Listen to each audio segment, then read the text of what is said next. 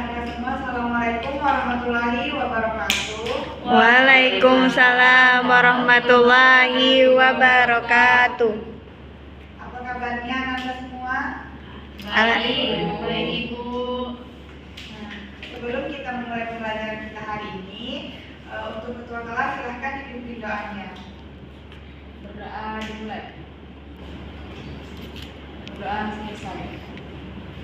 Nah, selanjutnya Ibu akan mengecek kehadiran anak-anak semua. Ada yang tidak hadir? Hadir semua, Bu. Alhamdulillah ya, hadir semua. Nah, ada yang tahu hari ini kita belajar tentang apa? Belum, Bu. Belum, Ibu. Sebentar ya.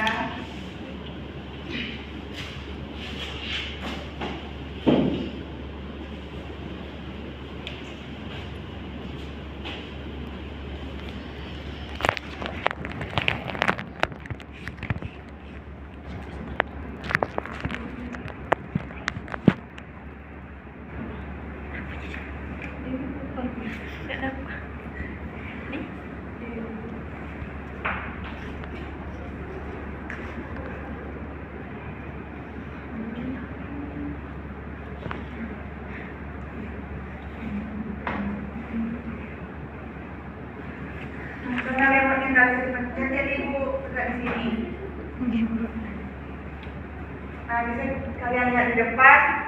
Coba kalian hentangkan tangan kalian, kemudian hirup udara, lalu apa yang kalian rasakan? Hentangkan tangan kalian, kemudian hirup udara. Nah, apa yang kalian rasakan? Lumayan lega. Nah, lega. Proses apa yang harus kita lakukan itu? Pernapasan. Nah, bernafas. Ada yang tahu organ-organnya apa saja? Paru-paru. Hidung. Apa lagi? Paru-paru. Nah, apa lagi? Mulut. Nah, betul.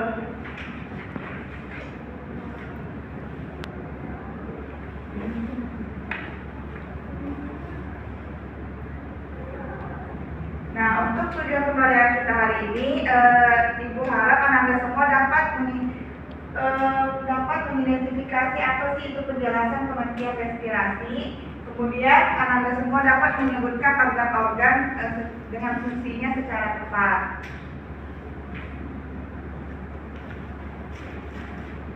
Nah, selanjutnya organ pertama bisa kita lihat ke depan. Anak-anak semua perhatikan, ada hidung.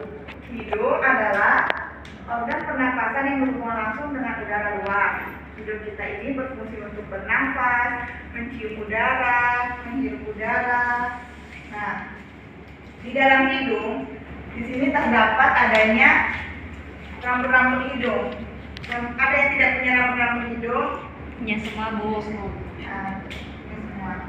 Rambut-rambut hidung kita ini berfungsi untuk menyaring partikel atau yang masuk di hidung kita. Kemudian ada yang namanya selaput lendir.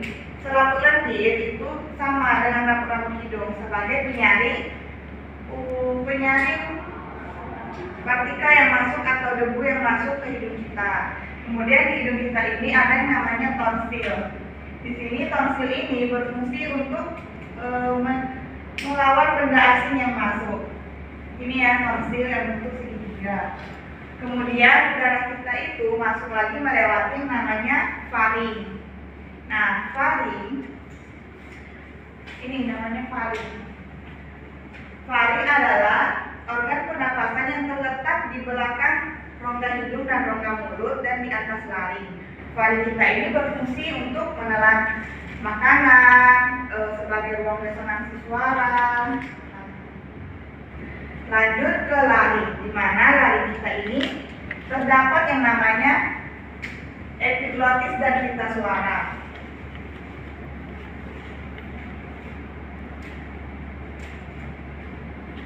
Nah, ini yang namanya epiglotis.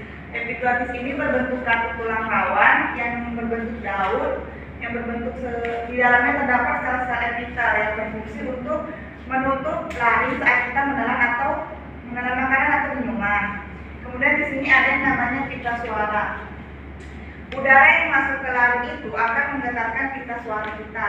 Nah, pikiran dan suaranya kita itu dipengaruhi oleh pita suara tadi.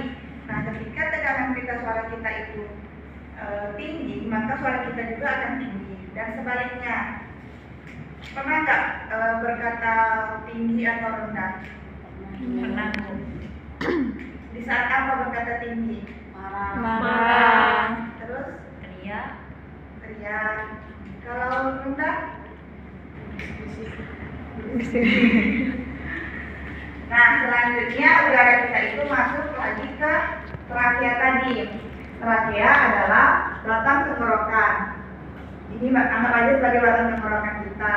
Nah, di dalam trakea ini berbentuk percabangan menjadi dua. Ini percabangan menjadi dua, di mana percabangan ini disebut dengan bronkus. Nah, bronkus ini berfungsi jalur utamanya pernapasan kita yang menuju ke paru-paru.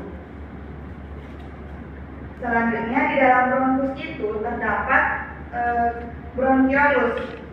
Nah, bronkiolus ini yang kecil-kecil ini, kalau yang bronkus yang cabang dua ini. Kalau bronkiolus anggap aja yang kecil-kecil ini yang warna hijau. Nah, bronkiolus ini sama fungsinya meneruskan udara ke paru-paru. Nah, selanjutnya di dalam bronkiolus kita itu terdapat gelembung-gelembung kecil yang lebih tipis, di mana gelembung-gelembung tersebut yang dinamakan dengan alveolus. Nah, jadi alveolus tadi tempat pertukaran oksigen dan karbon dioksida. Nah, selanjutnya terakhir itu ada paru-paru. Paru-paru kita ini adalah organ pernapasan utama, di mana paru-paru kita terdapat dua bagian, ada paru-paru kanan dan paru-paru kiri. Paru-paru kanan ada 3 lobus dan paru-paru kiri ada 2 lobus. Nah, paru-paru kita ini dibungkus oleh selaput rangka merah. Anggap aja ini warna merah selaputnya yang diisi oleh pleura, di mana pleura ini berfungsi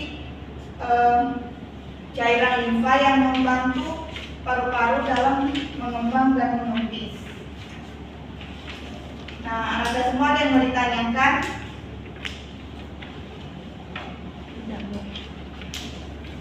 Udah paham tentang fungsi-fungsinya?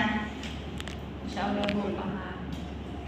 Baik, jadi kalau nanti sudah paham, Ibu akan kasih kalian tugas.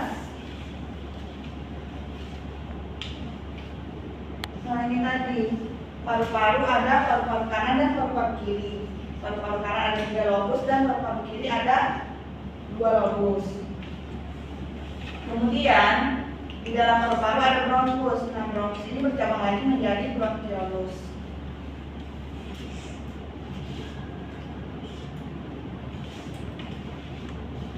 Nah, ini tugasnya bisa kalian isi yang memperhatikan tadi, berarti bisa mengisi di depan.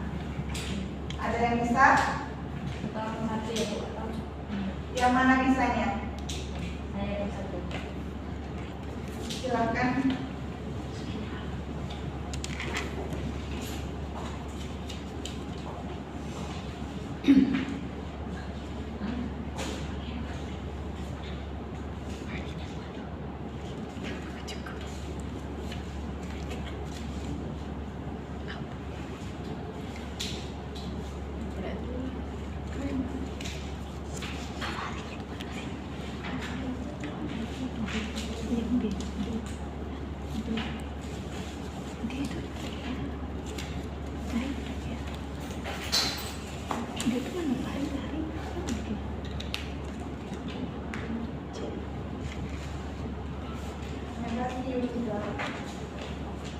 Ada yang bisa lagi?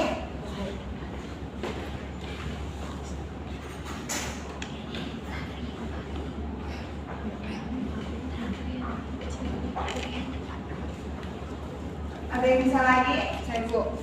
Ya, silakan ya.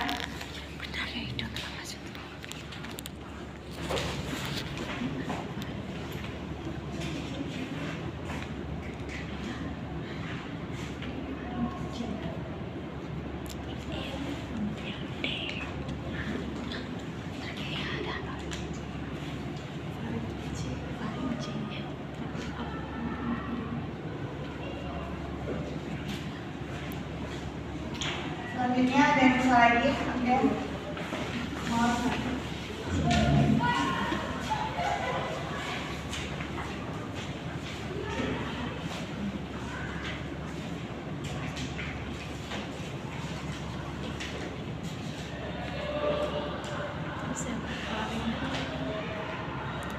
Larang deh.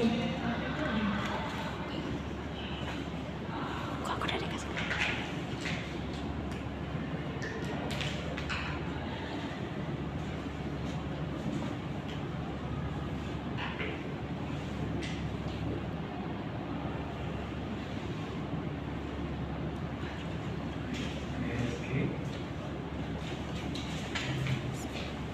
Nah, semua perhatikan ke depan.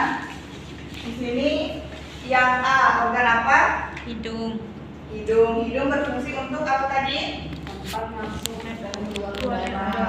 Tempat masuk dan keluarnya udara, terus mencium bau. Ya, betul ya. Siapa yang tadi jawab? Saya Bu. Nah, kemudian yang B, ada yang tahu? Laring ibu. Yang B ini adalah faring. Di mana faring ini berfungsi sebagai jalur udara dan makanan. Nah, yang ketiga ini baru yang namanya laring. Laring.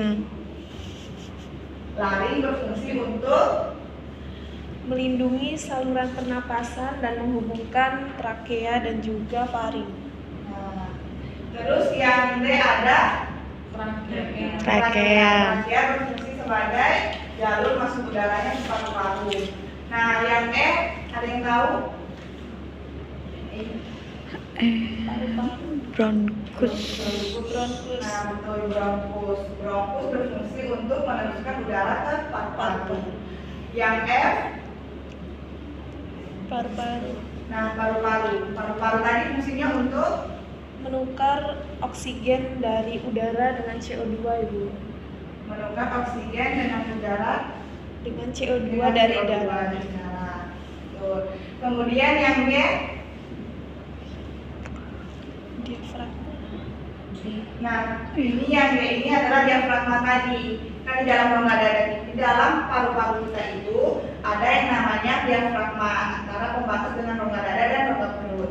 Di mana diafragma kita ini berfungsi ada sebagai otot pada saat kita bernafas. Nah, selanjutnya Ibu mau memperlihatkan bagaimana sih manusia itu bernafas. Ada yang tahu? Belum ibu. Nah, bisa kalian lihat ke depan. Di sini Ibu di sini Ibu ada pegang botol. Di dalam botol ini terdapat udara. Nah, jika Ibu pencet botol ini, maka udaranya akan masuk dan membuat balon ini akan mengempis. Nah, itu membuat balon ini akan mengembang. Nah, itu tadi. Jadi pada saat udara kita masuk itu, ini balon merah ini kita jadikan sebagai alveolus. Nah, pada saat udara masuk, alveolus tersebut akan mengembang. Tuh. Nah, pada saat Ibu melepaskan tekanan botol ini, maka balon akan kembali semula yang disebut dengan ekspirasi. Kalau mengembang tadi disebut dengan Inspirasi. Masuknya udara pada alveolus. Nah, pada saat Ibu menekan kembali kembalikan botolnya, maka disebut dengan ekspirasi, yaitu keluarnya udara. Ada yang mau ditanyakan Anda semua? Maaf Ibu, tadi waktu mengembang apa namanya? Kalau mengembang itu yang namanya inspirasi, maksudnya udara melalui alveolus. Nah, kalau mengempis disebut dengan ekspirasi, yaitu keluarnya udara.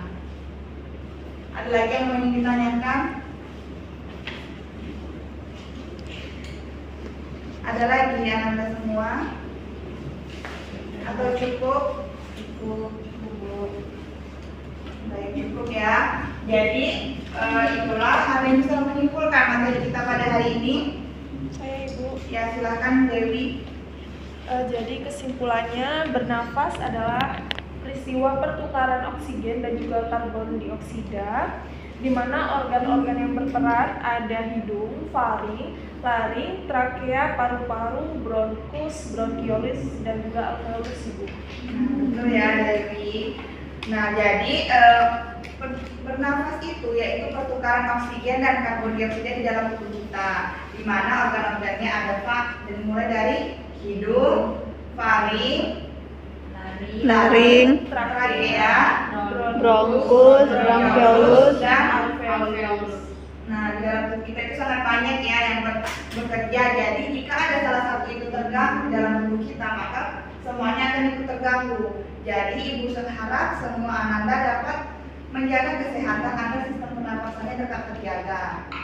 Nah, untuk tugasnya silahkan membuat poster tentang bagaimana sih cara menjaga sistem pernapasan.